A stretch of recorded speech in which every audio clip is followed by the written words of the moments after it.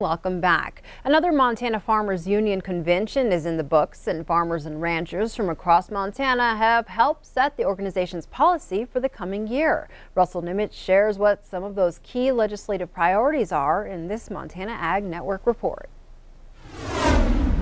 Like other grassroots agricultural organizations in Montana, Montana Farmers Union President Alan Merrill says setting policy for the coming year is still the #1 priority at their annual convention. Members, of course, get together once a year, and we come together and we work on policy, of course, bylaw changes for the organization, and set the pace for the next year coming up for 2019. With another Montana legislative session just around the corner, he says water will be a big issue in 2019 at the state capitol in Helena. The different private well water issues that are hitting not only the urban part, but even out on the farming part with irrigation, how much water you're going to get, the water coming down the different rivers, who's got the rights to them, the old grandfather rights and things like that. So water is really important. As for national policy, the National Farmers Union's Matt Perdue says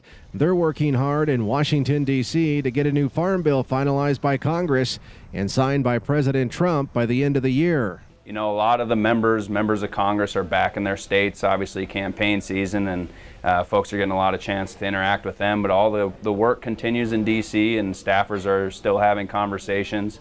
Some big differences between the House and Senate bill, particularly on Title IV, that's the nutrition title. We've heard a lot about those issues there. Also some outstanding issues with Title II, the conservation title. Particularly with the House merger of EQIP and CSP, whereas the Senate just followed a different structural path with that title.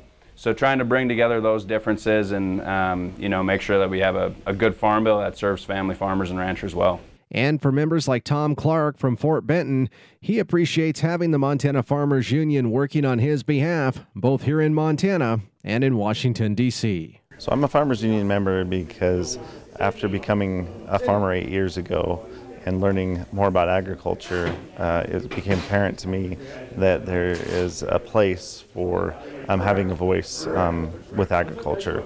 It's not just doing the farm work or growing the grains, but to actually actively have a voice in the legislation or in our community. And Farmers Union, with the emphasis on family farming, really is important to me, and trying to make sure that we are either at the state level or the national level doing everything we can to enhance the lifestyle of family farming.